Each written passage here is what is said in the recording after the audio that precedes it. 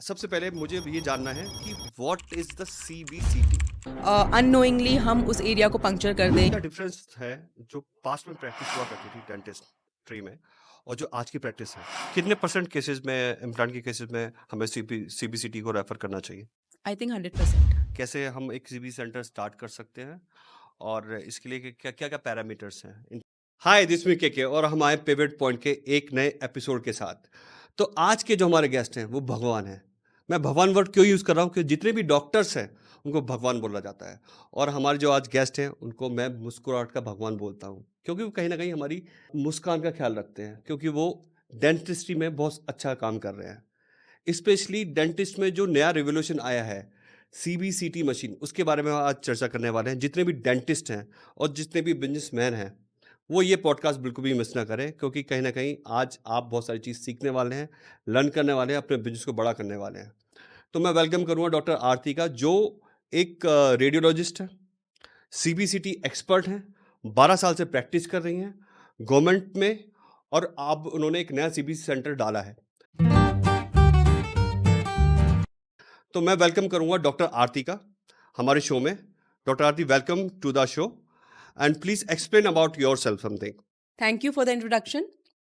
And to begin with, I would say that I did my MDS in oral medicine and radiology from Government Dental College and Hospitals, Mumbai.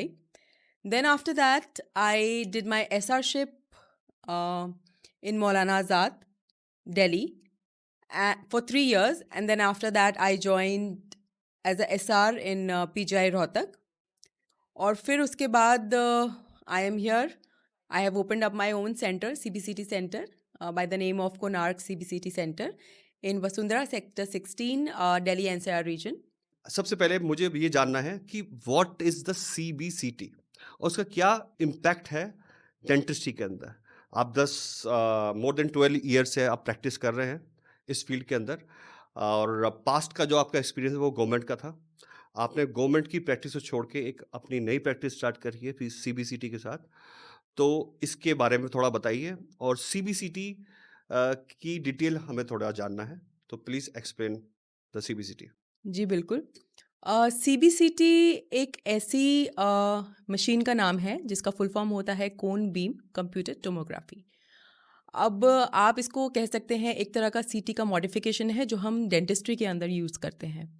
जो हम normally medical सीटी use करते हैं उसी तरह एक CBCT भी काम करता है, बट इसकी technique of taking the radiograph थोड़ी डिफरेंट होती है। और अगर मैं बोलूँ तो मेडिकल सीटी से एक CBCT जो है बहुत ही कम डोज देता है पेशेंट को। CBCT के डेंटिस्ट्री में मल्टीपल यूजेस हैं। जैसे कि कुछ ऐसे हमारे डेंटिस्ट्री में कुछ ऐसे केसेस होते हैं जिनमें कि जब डेंटिस्ट पेशेंट को ट्रीट कर रहे हैं तो उनको समझ नहीं आता कि हमारी हड्डी के अंदर क्या इन्फेक्शन हो सकता है या नहीं है, या फिर हड्डी के अंदर कोई फ्रैक्चर है, या फिर कोई ऐसा कोई सिस्ट है, कोई ट्यूमर है। तो इन सारे केसों को डायग्नोज करने के लिए I think CBCT is the best modality, specially in cases of implants. जब हम इम्प्लांट प्लानिंग करते हैं तो उन केसेस के अंदर हमें स्पेशली बोन को देखना पड़ता है, जिसमें कि हमें बोन की quality as well as bone की क्वांटिटी दोनों ही जज करनी पड़ती हैं, because implant we have to drill in the bone. तो बोन में ड्रिल करने के लिए sufficient height of the bone भी होनी चाहिए। तो ये सारी चीज़ें, ये I am just giving you few examples कि हम CBCT को डेंटिस्ट्री में कैसे यूज़ करते हैं। तो हम CBCT की हेल्प से मल्टीपल केसेस को सॉल्व कर सकते हैं, and it is specially helpful in those cases जो कि हम क्लिनिकली डायग्नोज नहीं कर पाते हैं, and then finally we are left to a position जहाँ पे हमें लगता है कि अब हम क्या करें।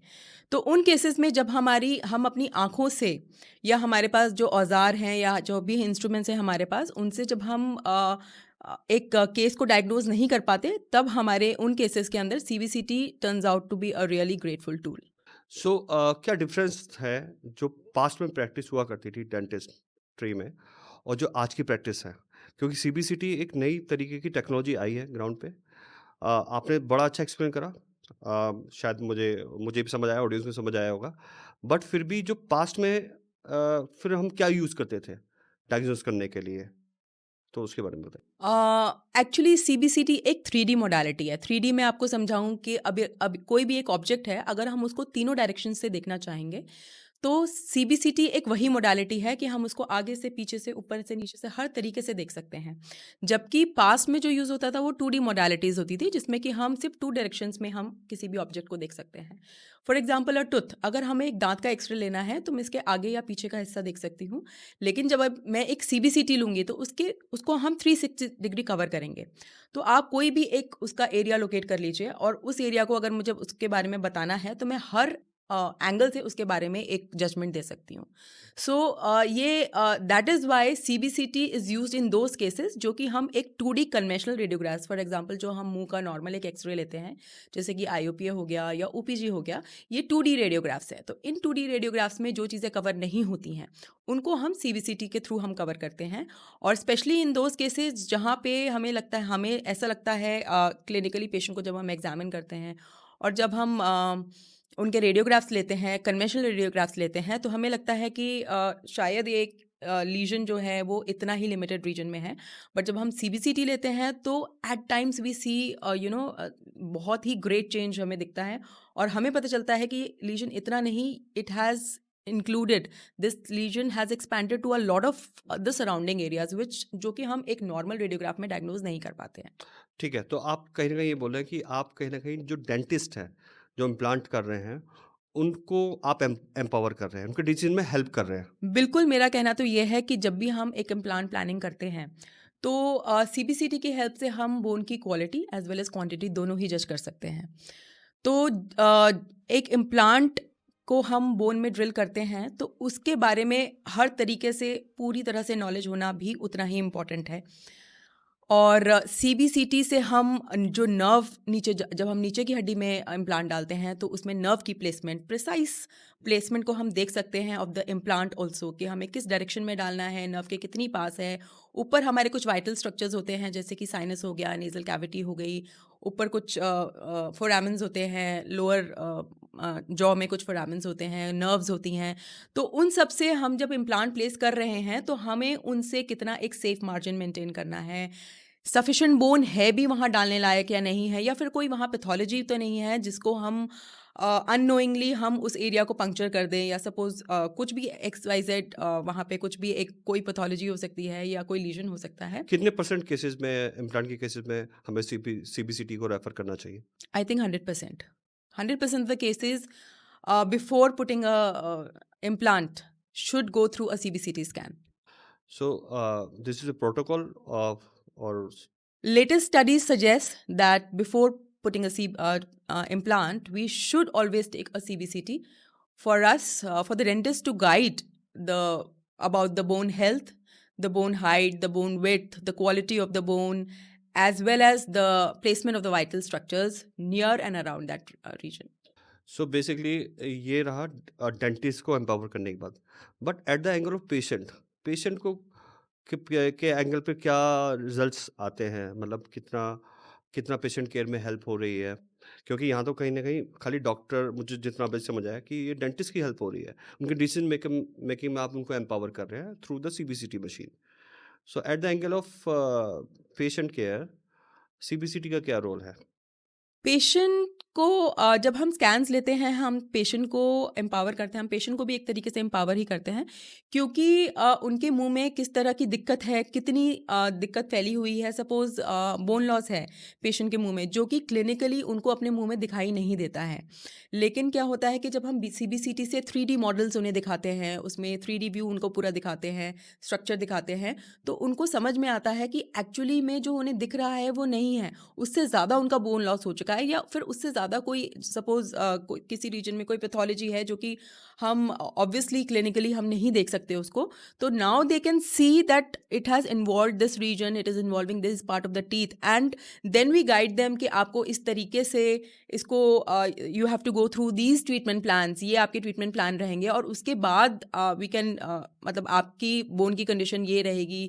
या फिर फॉर एग्जांपल इम्प्लांट प्लेस करना है, तो इम्प्लांट प्लेस करने के बाद आपके टीथ जब सारे लग जाएंगे, दांत लग जाएंगे उस रीजन में जो मिसिंग टीथ है, तो it is going to enhance your smile, it is going to enhance your chewing capacity and everything. So they become very happy after seeing they come by comparing the before and the after results. They see that उनका कितना problem चल रही है, उनके उनकी कितनी problem है अभी at this present moment of time, और उसके बाद जब वो ट्रीटमेंट करेंगे तो उसके बाद उनको कितना इम्प्रूवमेंट मिलेगा. Okay, so oral medicine and radiology. Oral medicine is a separate part, radiology is a separate part. So oral medicine के बारे में थोड़ा बताइए कि क्या-क्या उसके पैरामीटर्स हैं, मतलब about your study in terms of cancer, as I discuss previously, cancer lesion detection something, तो उसके बारे में बताइए कि ओरल मेडिसिन का क्या सिग्निफिकेंट रोल है आपकी स्टडी में? Oral medicine is a vast branch. तो ओरल मेडिसिन, जैसे कि हम कहते हैं कि मुंह पूरे शरीर का आईना है. तो कुछ हमारी बीमारियां मुंह के अंदर ऐसी होती हैं कि जो हम as a dentist, as a oral medicine expert, I can और वी कैन जज by looking in the oral cavity that ये कुछ सिम्टम्स हैं, ये कुछ साइंस हैं जो कि पेशेंट हमें बताता है, या हम खुद से देखते हैं, जिससे हम पेशेंट को, या फिर हम कुछ क्लिनिकल साइंस एंड सिम्टम्स के बेसिस पे हम डायग्नोसिस बनाते हैं अपना. And then as and when required जो भी हमें उसकी फर्दर इन्वेस्टिगेशंस करानी होती है, उसके बेसिस पे हम उसको बता सकते हैं कि ये आपके मुंह में ये जो छाले हैं ये किस तरीके के हैं. जो अल्सर्स होते हैं वो भी कई तरीक़ों के होते हैं. अल्सर्स कुछ होते हैं जो हमारे नॉर्मल अल्सर्स होते हैं, जो कि विटामिन डिफिशिएंसी से भी हो सकते हैं, और कुछ अल्सर्स ऐसे होते हैं जो प्री कैंसर की तरफ इंडिकेट करते हैं, या फिर कैंसरस लीजन्स में भी टर्न आउट कर सकते हैं.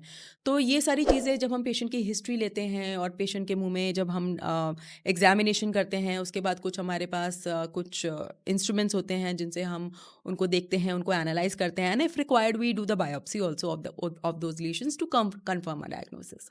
तो इस तरह से हम कुछ प्री कैंसरस लीजन्स हैं जो हम उसी स्टेज में जब हम उनको पहचान लेते हैं, और फिर उसी स्टेज में पेशेंट की काउंसलिंग करते हैं, ताकि जो भी जिन गलत हैबिट्स की वजह से वो पेशेंट उस स्टेज तक पहुंचा है, तो उससे फर्दर वो प्रमोट ना हो और उसी स्टेज पे रुक जाएं, और हम उनका ट्रीटमेंट भी वहीं से स्टार्ट कर देते हैं. पेशेंट भी मोटिवेट होता है most of the times, because cancer is a big thing. तो काफ़ी पेशेंट तो डर कर ही वहीं पे चीज़ें छोड़ देते हैं, and then they start doing whatever treatment is advise to them. और maximum number of the cases में जहाँ पेशेंट बहुत ज़्यादा हैबिचुअल नहीं है, वहाँ पे हम उन लीजन्स को वहीं कंट्रोल कर लेते हैं. But we have to keep the patient under long term evaluation. उनको बीच बीच में हम बुलाते रहते हैं और उनकी चेकिंग करते रहते हैं, ताकि जो स्टेज है वो आगे प्रोग्रेस तो नहीं कर रही है, पेशेंट प्रॉपर फॉलोअप चीज़ों का कर रहा है या नहीं कर रहा है, तो उससे हम आगे की फर्दर की उनकी फॉलोअप रखते हैं. Okay, great. सो आपके 12 ईयर के एक्सपीरियंस में आपने मुंबई में काम करा, जीटीसी मुंबई में, गवर्नमेंट डेंटल कॉलेज, रोहतक में काम करा, पीजीआई में. सो दोनों में जो पेशेंट्स हैं, पेशेंट के कुछ केसेस ऐसे बताइए जो यूनिक हो, क्योंकि एज वी नो कि गवर्नमेंट में जो पेशेंट का एक्सपोजर है वो ज़्यादा रहता है. So means your study is very good. So आप अपनी स्टडी से कुछ ऐसे केसेस बताइए जहाँ पे सीबीसीटी का इम्पैक्ट स्ट्रॉन्ग हुआ हो और आपने अच्छा डायग्नोस करा हो, एक different type of case diagnose करा हो. Obviously I would say that working in a government setup, वहाँ पे आपको डिफरेंट टाइप ऑफ केसेस देखने को मिलते हैं, जो कि आप एक रूटीन डेंटिस्ट्री प्रैक्टिस में मे बी इनकाउंटर करें या ना करें, because it's a hospital setup. तो वहाँ पे आपको हर तरीके के पेशेंट मिलते हैं. So we see a lot of patients which ranges from benign tumours to malignant tumours of the oral cavity. और ओरल मेडिसिन की बात करूँ तो कई तरह के हमें लीजन्स दिखते हैं, अल्सर्स दिखते हैं, प्री कैंसरस लीजन्स दिखते हैं. इसी तरह से अगर मैं डेंटिस्ट्री में सीबीसीटी के रोल की बात करूँ, तो काफ़ी ऐसे केसेस हैं जहाँ पर हमें, जब हम क्लिनिकली उन केसेस को डायग्नोस करने में बहुत दिक्कत हो रही होती है, और हमें ओरल कैविटी में भी कुछ भी सिम्टम्स नहीं दिखाई देते. फॉर एग्जांपल, कभी कभी पेशेंट्स हमारे पास ऐसे आते हैं जिनको परसिस्टेंट पेन होता है, लॉन्ग टाइम से पेन होता है, और वो अनट्रीटेबल पेन होता है, चाहे वो कितनी ही मल्टीपल पेन किलर्स लेके आए होते हैं patients. And when they come to a clinic or any clinical setup, तो वहाँ पे जब ओरल कैविटी को एग्जामिन किया जाता है तो उसमें भी कुछ नहीं दिखता है। तो इन दोज केसेस जब patient is complaining of pain, persistent pain in some region, and clinically also there is nothing seen, and when we take conventional radiographs like for example an IOP or an OPG, so in those cases also हमें कुछ नहीं दिखता उसके अंदर, radiograph में भी हमें कुछ नहीं नज़र आ रहा है। तो उन केसेस में CBCT is advisable because the patient is still complaining of pain.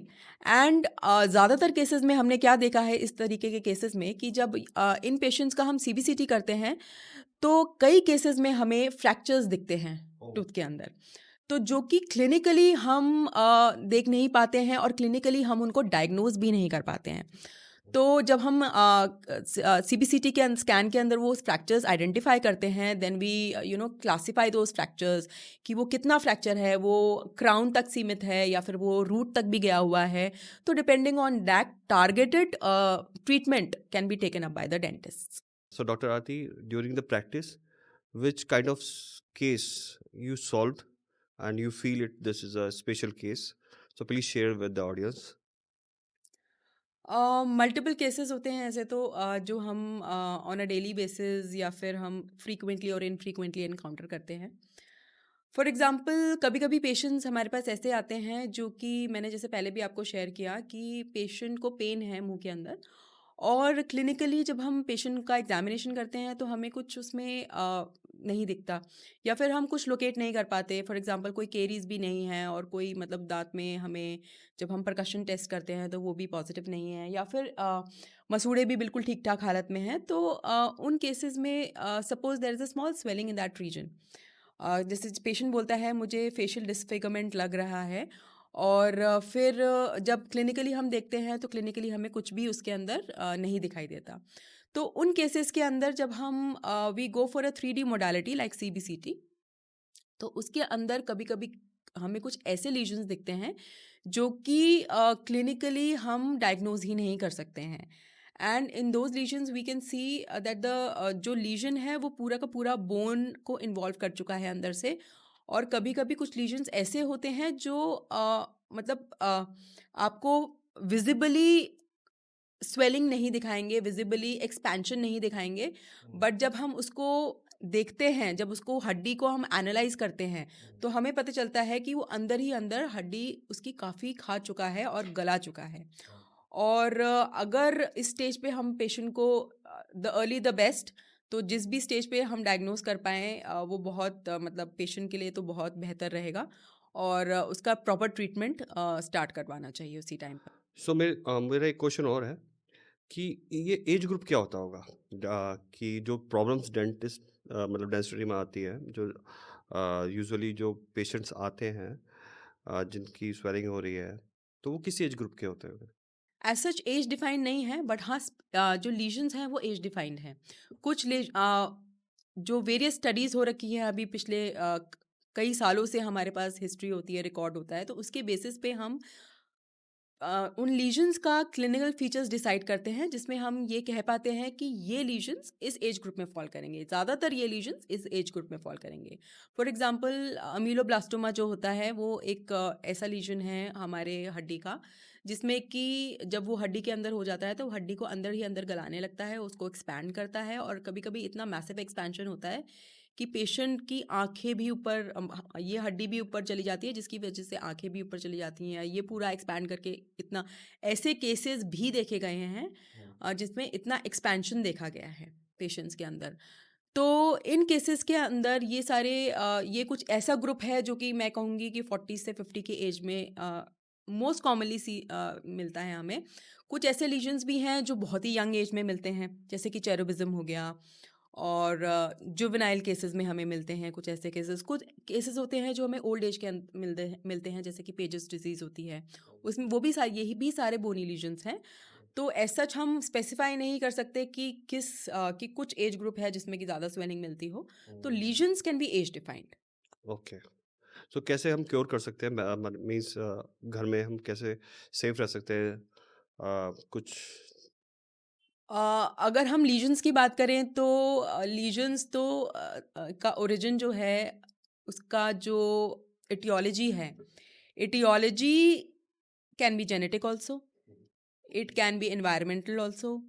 It can be because of any virus or any infection also.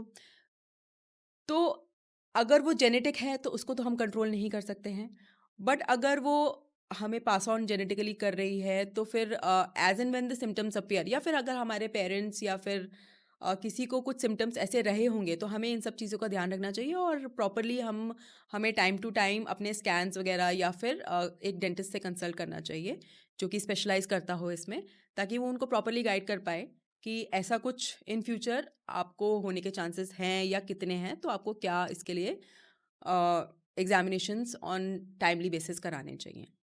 So now talk about your favorite topic, Konark CBCT Center. तो Konark CBCT आपने recently launch करा है, तो उसके क्या experience रहे हैं? और सीबीसीटी के बारे में हमें और भी बहुत सारी चीज़ जाननी है, तो प्लीज़ पहले ये शेयर करिए कि आपने जो कोनार्क सीबीसीटी सेंटर खोला उसके बारे में थोड़ा डिटेल बताइए, मशीन के बारे में बताइए, अपनी सर्विसेज के बारे में बताइए कि आप क्या क्या सर्विस प्रोवाइड कर रही है ऑन ग्राउंड। मीन्स एक रेडियोलॉजिस्ट अगर सीबीसीटी प्लान करता है तो वो किस टाइप की सर्विस ऑन ग्राउंड दे सकता है? First of all thank you. और जो हमारा कोणार्क सीबीसीटी सेंटर है ये हमने वसुंधरा दिल्ली एनसीआर रीजन में खोला है. और इसमें जो हमने मशीन लगाई है ये 3D सीबीसीटी कवर करती है, इसमें ओपीजी कवर करती है, टीएमजे व्यूज कवर करती है, and it is a very high resolution. Okay. So we can guarantee very high precision scans for the patients. और जहाँ तक मैं बात करूँ इसके यूजेस की, तो इसके मल्टीपल यूजेस हैं. It can be used in those cases of dentistry where we are doing implant planning. Majorly it can be used for implant planning. Then we can diagnose different kind of lesions with it, especially the bony lesions, the benign tumors, the malignant tumors. Then periapical pathologies are there, इन विच जो हमारे दांत के नीचे जो infection होता है जैसे कि एब्सेस हो गया, सिस्ट हो गया, इन सबको भी हम सीपीसीटी की हेल्प से डायग्नोज कर सकते हैं. We can precisely locate the nerve placement in the mandibular bone. We can see the location of the different vital structures when we are placing the implants. And it can be used for sinus studies as well. कुछ patients ऐसे होते हैं जिनको sinus की बहुत problem रहती है, तो हम साइनस को स्टडी कर सकते हैं, जैसे कि मैक्सिलरी साइनस हो गया, फ्रंटल साइनस हो गया. And specially in are centre, जब मैं अपने सेंटर की बात करूँ तो हमने जो हमारे सेंटर का हाईएस्ट एफओपी है that is 14/16. So it covers the whole of the facial region. तो इसमें हमें सारे साइनसेस इकट्ठे हम देख सकते हैं, एंड ट्रॉमा केसेस के अंदर हम इसे यूज़ कर सकते हैं. जब पेशेंट को फेशियल ट्रॉमा होता है तो उसमें डिफरेंट काइंड ऑफ फ्रैक्चर्स होते हैं फेशियल बोन्स के अंदर, तो उनको डायग्नोज करने में कहाँ कौन सा फ्रैक्चर है तो उसमें हेल्प करता है ये. और मल्टीपल यूजेस हैं सीबीसीटी के. कुछ ऐसे केसेस होते हैं जिसमें कि रूट फ्रैक्चर्स होते हैं, जो कि रूट जो बोन के अंदर होती है जो हमें बाहर नहीं दिख रही होती है क्लिनिकली, तो वो 2D रेडियोग्राफ में भी डायग्नोज करना थोड़ा डिफिकल्ट होता है, तो उन केसेस में भी ये बहुत अच्छी हेल्प करता है. एंडो केसेस के अंदर जिनके अंदर एसेसरी कैनाल्स होती हैं, कुछ एसेसरी रूट्स होती हैं जो कि नॉर्मल एनाटमी से कभी अलग होती हैं, तो उनके अंदर जब हम वो मिस आउट कर जाते हैं तो उसकी वजह से आरसीटी फेलियर्स होते हैं, तो उसमें हमारी हेल्प करता है. We can use it for third molars, for extraction of the third molars, because usually जो थर्ड मोलर्स होते हैं वो उनकी प्लेसमेंट हमारे बोन के अंदर, it is not in a normal position always. कभी कभी वो टिल्टेड भी होते हैं, अपसाइड डाउन भी होते हैं, उनकी मल्टीपल रूट्स भी हो सकती हैं, और जो रूट्स हैं वो मुड़ी हुई भी हो सकती हैं. तो उन सब केसेस को डायग्नोज करने के लिए, because usually for surgical extractions we have to look very precisely कि वो रूट कितने नर्व के पास है, या फिर किसी वाइटल स्ट्रक्चर के पास है, या फिर वो किस तरह से मुड़ी हुई है. तो ये सारी चीज़ें हमें ध्यान में रखनी बहुत ज़रूरी है. थोड़ा टीएमजी और ओपीजी के बारे में बताइए ऑडियंस को। See OPG is a 2D view. So OPG बस आप ये कहिए कि एक ऐसा व्यू है जिसके अंदर हम सारे दांतों को एक बार में देख पाते हैं. आईओपीए होता है एक छोटा एक्सरे जिसके अंदर हम एक या दो या तीन मैक्सिमम दांत को देख पाते हैं. IOPA is very small which covers only 2 to 3 teeth, whereas OPG जिसमें कि हम सारे दांतों को इकट्ठा कवर करते हैं, प्लस हमारे एडजेसेंट जो बोन्स होती हैं और जो हमारे ऊपर साइनसेस होते हैं इन सबको भी हम कवर करते हैं. बट अगेन आई से इट्स अ 2D व्यू. और जो टीएमजे व्यू होता है, टीएमजे व्यू के अंदर हम जो हमारा ये जॉइंट होता है इसको हम टीएमजे बोलते हैं, और इस जॉइंट के बारे में जो नीचे की हड्डी होती है और ऊपर की हड्डी होती है आपस में आर्टिकुलेट करते हैं, तो इन इस जॉइंट के बारे में हमें एक बहुत अच्छा व्यू दिखाता है। एंड इसके ये भी एक 2D व्यू में आता है और एक 3D व्यू में है। तो हम अगर CBCT में इसको लेंगे तो हमारे पास 3D का भी ऑप्शन है और नॉर्मल 2D का भी ऑप्शन है। तो जॉइंट के बीच में कितनी स्पेस है, उसके अंदर जो एक डिस्क होती है, उसके बारे में तो हम बहुत ज़्यादा कमेंट नहीं करते, because it is not a soft tissue scan. But हाँ, वो स्पेस कितनी कम रह गई है और उसके अंदर कुछ और हमें नहीं दिख रहा है। और जो हमारी हड्डी है, जो हमारी आर्टिकुलेटिंग बोन है, उसके अंदर कोई चेंजेस तो नहीं आ रहे हैं, ये सब हम उससे बहुत अच्छे से देख सकते हैं। तो टीएमजी किस केसेस में यूज़ होता है? ट्रॉमा केसेस में ओनली और ट्रॉमा केसेस में तो बिल्कुल यूज़ होता ही है, बिकॉज़ जब ट्रॉमा होता है और अगर चिन के ऊपर ट्रॉमा लगा है, तो उन केसेस में मोस्टली इस बोन का फ्रैक्चर बहुत ज़्यादा कॉमन है। तो इसकी हेल्प से हम ये भी डायग्नोज़ कर सकते हैं कि जब बोन ऊपर की हड्डी टूटती है, वो इतना पोर्शन होता है जिसको हम कॉन्डाइलर पोर्शन बोलते हैं। तो वो उससे मसल अटैचमेंट्स की वजह से वो मूव कर जाता है अपनी एक नॉर्मल पोज़ीशन से। तो कभी वो मीडियली मूव करता है, कभी वो डिस्टली भी मूव करता है, कभी अपर पोर्शन में भी चला जाता है। तो हम CBCT से बहुत प्रिसाइसली लोकेट कर सकते हैं, बहुत अच्छे से देख सकते हैं कि वो पोर्शन कहाँ है, so that it helps the surgeon to retrieve that portion. So CBCT जो है वो एक नई टेक्नोलॉजी है और आने वाले टाइम में जनरेटिव एआई और एआई भी आने वाले हैं। तो आप कैसे देख रहे हैं कि फ्यूचर में कि रेडियोग्राफ का क्या होने वाला है? May be AI right radiograph निकाले, तो आप कैसे देखते हैं फ्यूचर में? See, technology is technology. I think I am not very sure. So, if anything, which helps us dentists as a oral medicine and radiology expert in diagnosing cases, in helping in the planning part, so we would be very glad to learn the technology and use it into our practice. तो CBCT एक बहुत अच्छा business है, जितना अभी तक observe करा है as per are research also. सो उसके कुछ फैक्ट्स बताइए कि how the CBCT move on, कैसे हम एक सीबी सेंटर स्टार्ट कर सकते हैं और इसके लिए क्या क्या क्या पैरामीटर्स हैं in terms of resource, technology, machines and marketing, sales. क्या चैलेंजेस हैं और क्या आउटकम है, क्या रिजल्ट्स है और क्या इन्वेस्टमेंट है?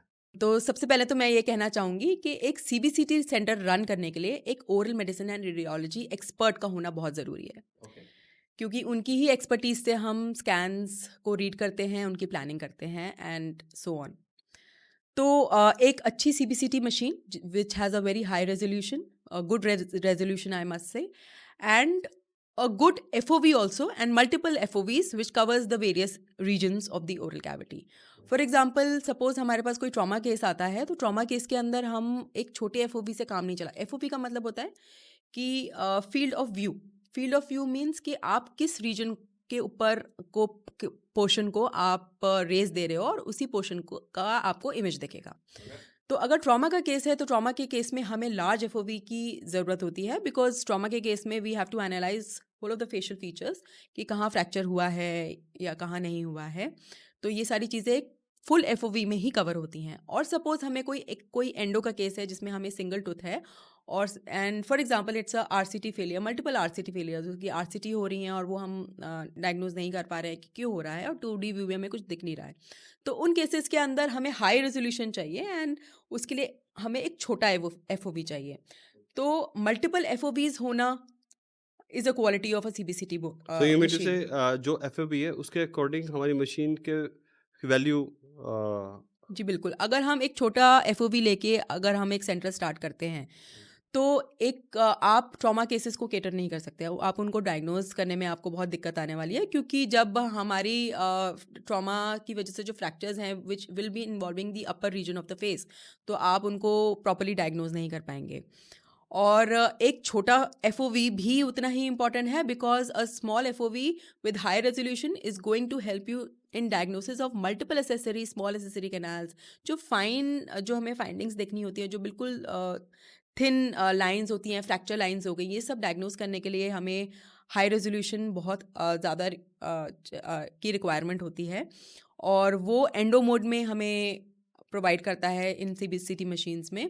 और जो हम इम्प्लांट प्लानिंग के लिए यूज़ करते हैं, suppose if it's a full mouth scan, तो हमें मैक्सिला मैंडिबल बोथ कवर करना होता है, और अगर वो सिंगल टूथ के लिए है या फिर suppose it's for a quadrant which contains 3 to 4 teeth, तो क्वाड्रेंट के लिए अलग एफओबी है और एंडो के लिए अलग है और बोथ आर्चेस के लिए अलग है, एंड ऐसे ही फुल फेस अलग। सो डॉक्टर आती है, बात करते हैं हम थोड़ा बिजनेस एंगल से, because our audience is business oriented only.